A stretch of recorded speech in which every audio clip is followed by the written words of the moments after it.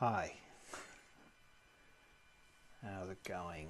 Now, give me a second, give me a few seconds to get a bit organized, get some lights on.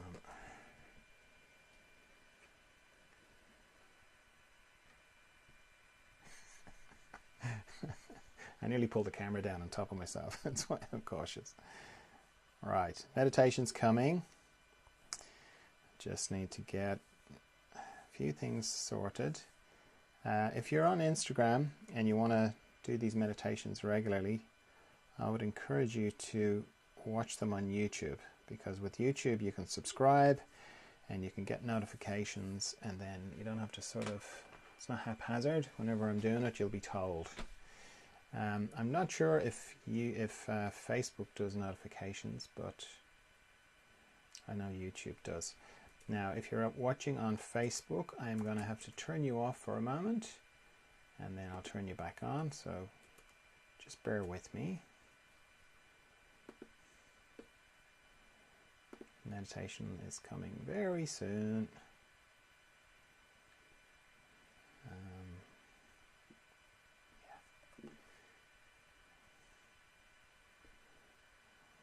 Okay, nearly there.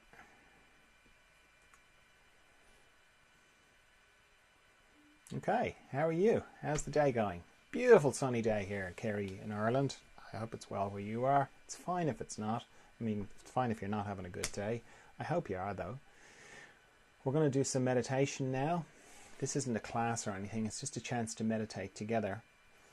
These meditations are part of the Further Emergence work I do. If you're wondering what's Further Emergence about, I'll explain all about that when we're finished the meditation.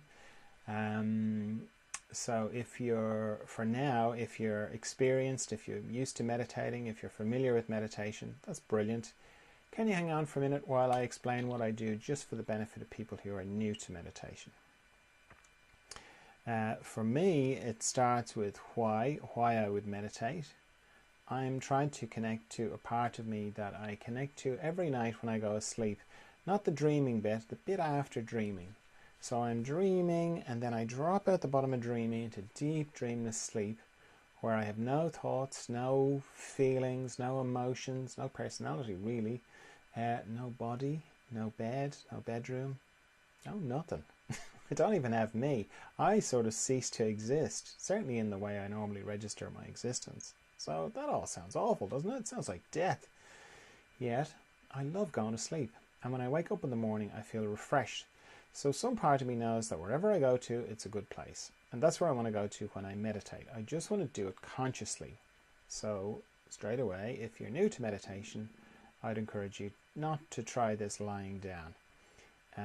Because if you lie down, you'll probably fall asleep. And if you don't fall asleep, you'll probably battle sleep.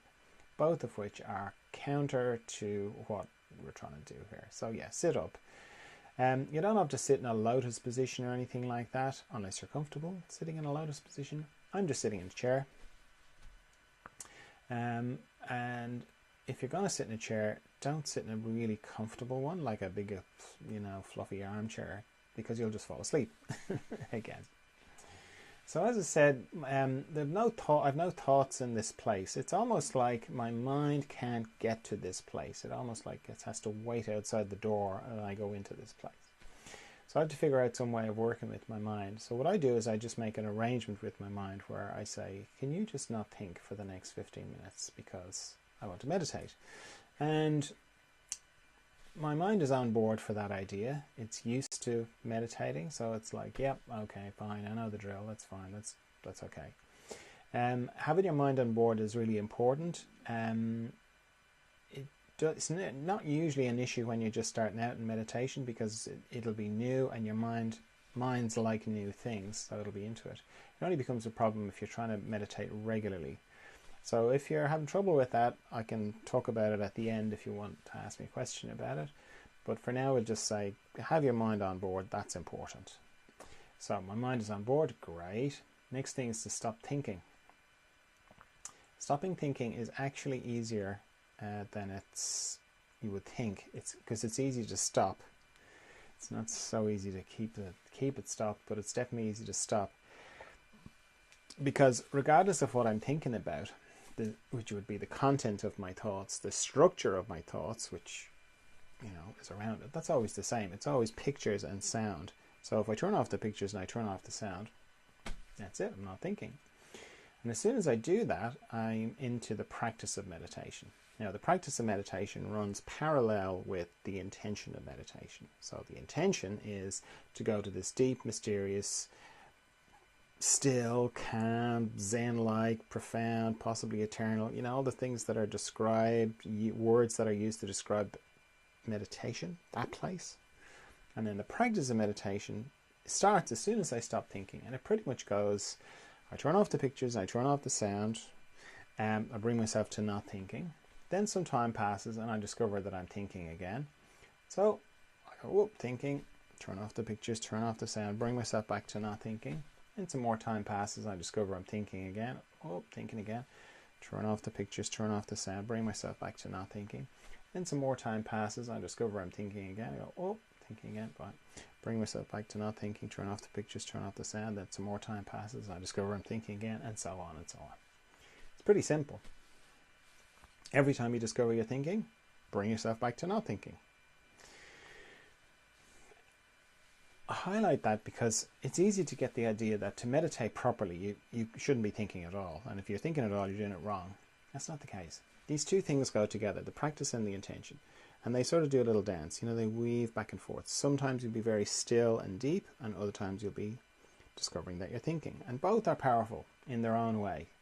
It's obviously powerful when you're in that deep, still, profound sort of place. You can feel the changes in your body. Your nervous system settles down. You can feel like a sense of descent.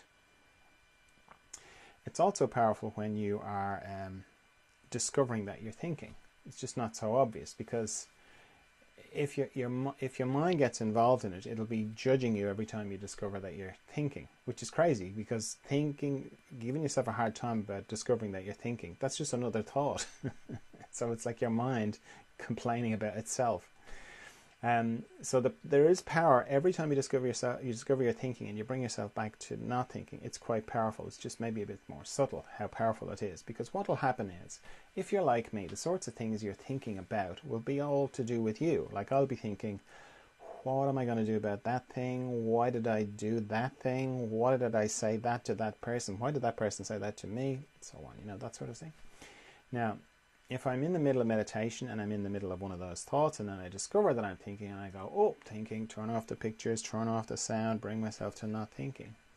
Indirectly, what I'm saying or demonstrating to myself is, that thought that you just had, the one that you thought was you and that you were it, well, you just made that disappear. You just, poof, gone, made it just disappear. So you're obviously not that thought.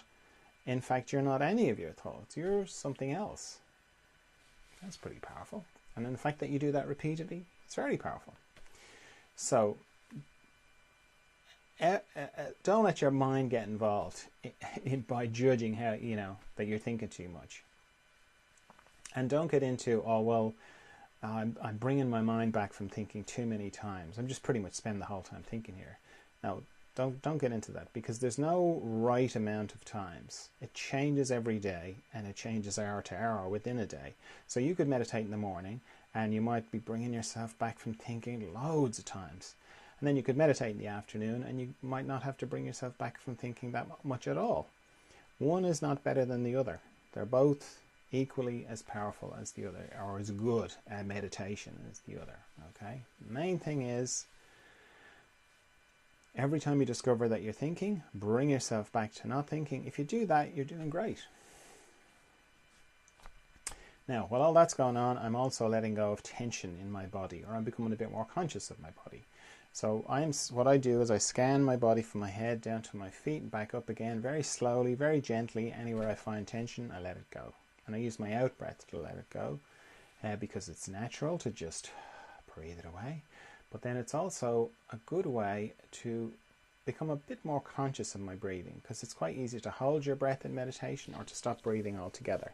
So using the out breath is a good way of just becoming a bit more conscious of that. The other thing I do is, as I'm scanning my body up and down, I'm spending a bit more time on structures in my body that go across or transverse.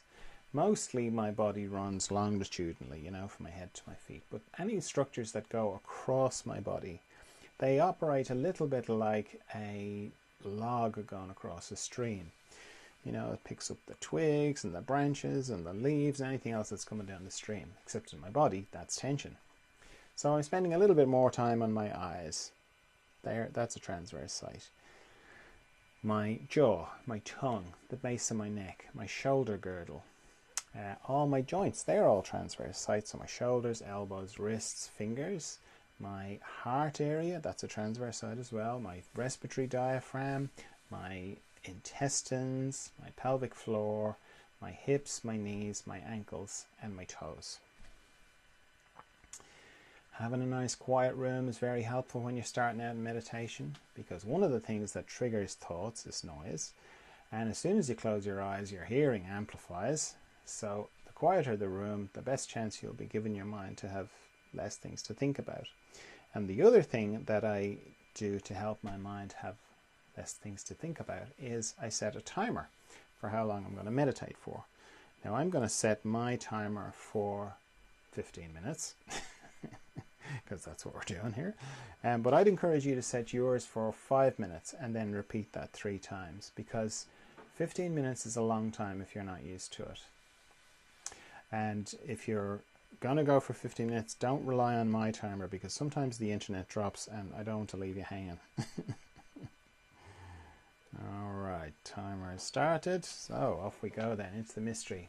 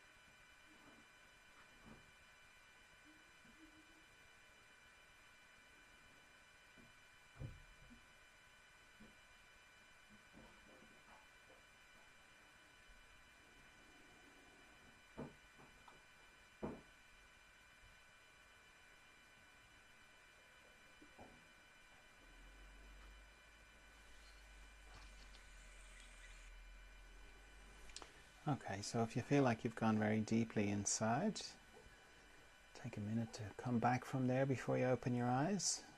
Or if you feel like you can hold the inner space and the outer space, then just open your eyes. And if when you do that you feel like you've lost connection with the inner space, you can just close your eyes again, reconnect. Oh, yep, there it is. Open your eyes again. Lost a little bit. Close your eyes again. You know, you can use your eyes like a valve to balance the inner space and the outer space. So as I said at the beginning, these meditations are part of the further emergence work that I do.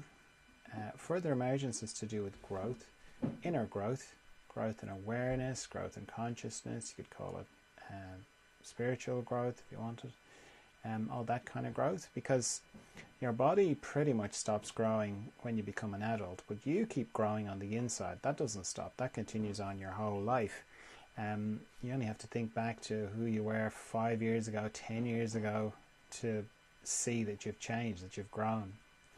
And just like when you were a kid and you were growing, you might have gone through a period of accelerated growth in your body, you know, what are known as growth spurts. Well, they happen on the inside as well, and they continue on for the rest of your life. But when you were a kid and you were going through a growth spurt and you had growing pains and you went to your parents and said, oh, I've got growing pains, it's not like they rushed you to hospital or even brought you to the doctor. They would have just said, oh, they're just growing pains. They'll pass.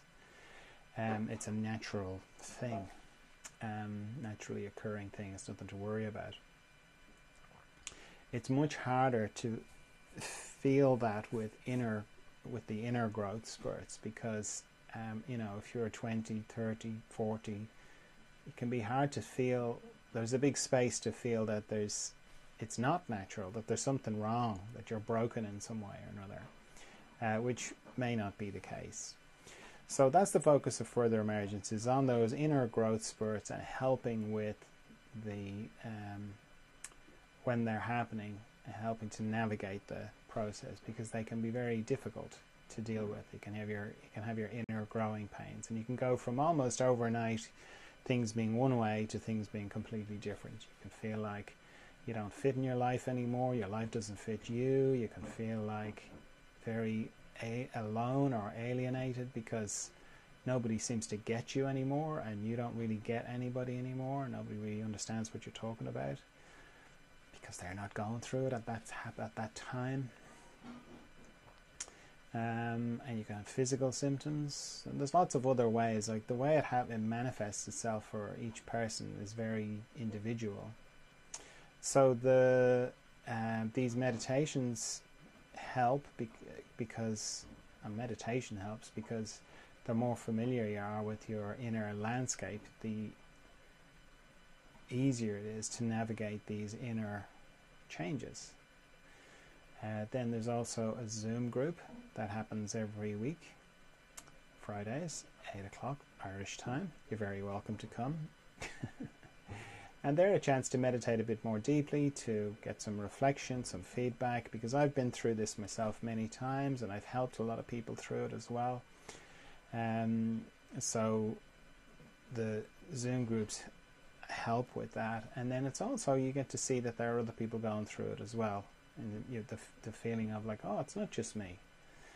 So that can be very helpful. Then I see people for one-to-one sessions. I don't see a huge amount of people. I just do that 2 days a week, and that's a combination of very specific kind of feedback, because as I said, it's very individual for each person. So it's very specific feedback, reflection, and then there's also I help the person's system energetically. So I kind of work behind the scenes as well. So there's a period where the person, turns off the cameras and they lie down, and I work away with them. So they're pretty powerful and they're pretty helpful for, if you're having a particularly hard time of it. And then what else? The Zoom groups, going back to the Zoom groups, the video, if you're curious about them, the video for the Zoom groups is on, whatever platform you're looking at this on. If you search back through the feed, you'll find video of previous Zoom groups, so you can see what they're like. And then the audio from those Zoom groups goes to make up the podcast, the Further Emergence podcast.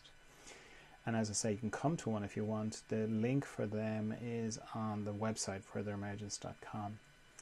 And then I've written books about it as well. So I've written 4 books, all roughly around this topic of further emergence. So that's another thing as well. So if you are still with me, if you've watched all the way to this point, if you've done the meditation, come all the way to this point, maybe there's some part of you that's going, there's something to this, it's resonating with you in some way or another. I'd encourage you to let that part of you inform you as to what to do next, whether that's just come to some more meditations, whether it's to watch some further the Zoom group videos, listen to the podcast, or get in touch for some one-to-one work, or read one of the books, or none of the above. That part of you, the part of you that's encouraged you to stay all